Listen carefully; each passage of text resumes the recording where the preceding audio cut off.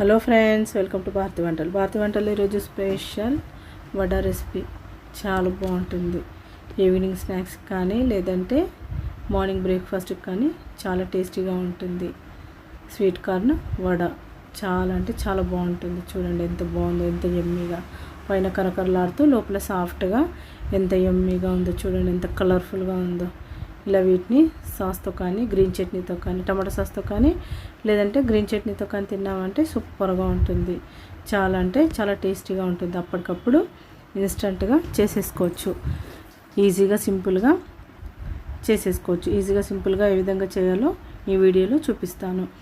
Quick and easy recipes కోసం మా ఛానల్ని భారతి వంటల్ని సబ్స్క్రైబ్ చేసుకోండి. అలాగే మీ ఫ్రెండ్స్కి కానీ రిలేటివ్స్ కానీ షేర్ చేయండి. ఈ వీడియో చూసాక మీకు ఈ వీడియో కనుక నచ్చినట్టయితే ఒక లైక్ చేయండి. అలాగే ఈ వీడియో ఎలా ఉందో మీ ఫీడ్బ్యాక్ని మాత్రం కామెంట్ సెక్షన్లో షేర్ చేయడం మాత్రం మర్చిపోకండి. ఈ వీడియోని ఎక్కడ స్కిప్ చేయకుండా చివరి వరకు చూడండి. నేను చెప్పే చిన్న చిన్న టిప్స్ని అలాగే కొలతల్ని ఫాలో అవుతూ చేసుకున్నారంటే బయట కొన్న స్వీట్ కార్న్ వడ లాగానే యాస్టీస్గా అదే టేస్ట్తో సూపర్గా వస్తుంది. పైన కరకరలాడుతూ లోపల సాఫ్ట్గా సూపర్ యమ్మీగా వస్తుంది.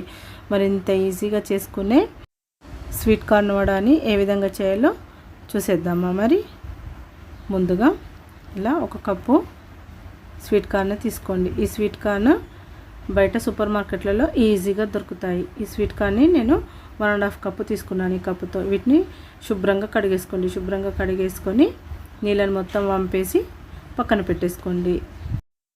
ఈ స్వీట్ కార్న్ ఈజీగా సూపర్ మార్కెట్లో ఎక్కడైనా దొరుకుతుంది. ఇలా ఈ స్వీట్ కార్న్ని ఒక మిక్సీ జార్ తీసుకొని అందులో వేసేసుకోండి.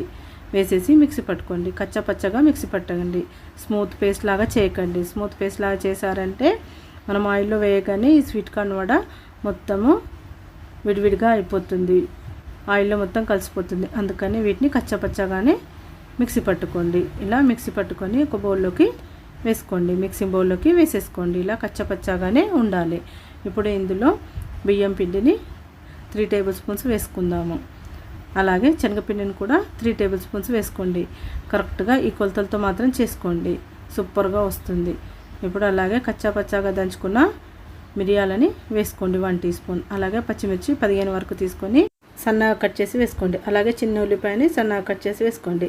అలాగే కొత్తిమీరని కూడా సన్నగా కట్ చేసి కొద్దిగా వేసుకోండి శుభ్రంగా కడిగేసి. అలాగే కొత్తిమీరని కూడా కడిగేసి సన్నగా కట్ చేసి వేసుకోండి. కొత్తిమీరని కాస్త ఎక్కువగానే వేసుకోండి. చాలా బాగుంటాయి వడలు. అలాగే 1 టీ స్పూన్ జీలకర్ర వేసుకోండి. అలాగే ఉప్పు రుచికి తగినంత వేసుకోండి. నేను 2.5 టీ స్పూన్స్ వేసాను. నేను చెప్పిన ఈ కొలతలతో చేసుకున్నారంటే సూపర్ క్రిస్పీ యమ్మీ యమ్మీ స్వీట్ కార్న్ వడని రెడీ చేసేసుకోవచ్చు. చూడండి ఇలా బాగా అన్నింటినీ కలిసే వరకు ఇలా స్పూన్తో బాగా కలుపుకోండి. ఒకవేళ మీకు పల్చగా అనిపిస్తే బ్యాటర్ కాస్త పల్చగా అనిపిస్తే మాత్రం ఇంకాస్త శనగపిండి అలాగే ఇంకాస్త బియ్య పిండిని వేసుకొని కలుపుకోండి. చూడండి బ్యాటర్ ఈ విధంగా ఉండాలి. చూసారా ఇలా రావాలి. ఈ కన్సిస్టెన్సీలో ఉంటే సరిపోతుంది. ఇలా కలిపేసి పక్కన పెట్టేసుకొని ఇప్పుడు స్టవ్ని వెలిగించి ఒక కడాయి పెట్టుకోండి. ఒక కడాయి పెట్టుకొని అందులో డీప్ ఫ్రైకి సరిపడా ఆయిల్ని వేసుకోండి. ఆయిల్ని వేసి ఆయిల్ బాగా కాగనివ్వండి. ఆయిల్ బాగా కాగాక ఇప్పుడు చూడండి ఇలా చిన్న నిమ్మకాయ సైజ్ అంతా పిండిని తీసుకోండి. తీసుకొని ఇలా బాల్ లాగా చేసి ఇలా అరచేతుల్లో వేసి ఇలా వేళ్ళతో ఇలా ఒత్తేసుకోండి వేళ్ళ పైన. లేదంటే ఒక పాలిథిన్ కవర్ పైన వేసైనా చేసుకోండి. మీకు ఎలా వీలైతే అలా చేసుకోండి. ఇలా బాగా కాగిన ఆయిల్లో వేసేసుకోండి 1 బై 1. ఇలా అన్ని వడల్ని వేసేసుకున్నాక స్టవ్ని మీడియం ఫ్లేమ్లోకి అడ్జస్ట్ చేసుకోండి. ఈ ఆయిల్లో ఎన్నైతే వడలు పడతాయో అన్నీ వేసుకున్నాక స్టవ్ని మీడియం ఫ్లేమ్లోకి అడ్జస్ట్ చేసుకొని వీటిని బాగా ఫ్రై అవ్వనివ్వండి. ఇవి ఒక 1 మినిట్ వరకు ఉంచారంటే బాగా ఫ్రై అయిపోతాయి.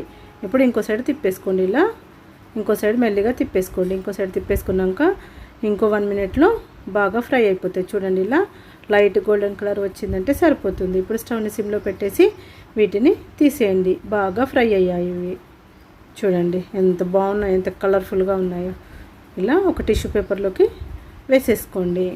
అలాగే మిగిలిన పిండిని కూడా అలాగే వడల్లాగా చేసేసుకొని వేసేసి స్టవ్ని మీడియం ఫ్లేమ్లో పెట్టేసి బాగా డీప్ ఫ్రై చేసుకోండి. ఇలా లైట్ గోల్డెన్ కలర్ వచ్చే వరకు డీప్ ఫ్రై చేసేసుకొని తీసేసుకొని టిష్యూ పేపర్లో వేసేసుకోండి. వేసేసుకొని వేడివేడిగా తిన్నారంటే ఈ వడలు మామూలుగా ఉండవు అసలు, ఎక్సలెంట్గా ఉంటాయి, చాలా టేస్టీగా ఉంటాయి, చాలా యమ్మీగా, చాలా టేస్టీగా కరకరలాడుతూ సూపర్గా ఉంటాయి.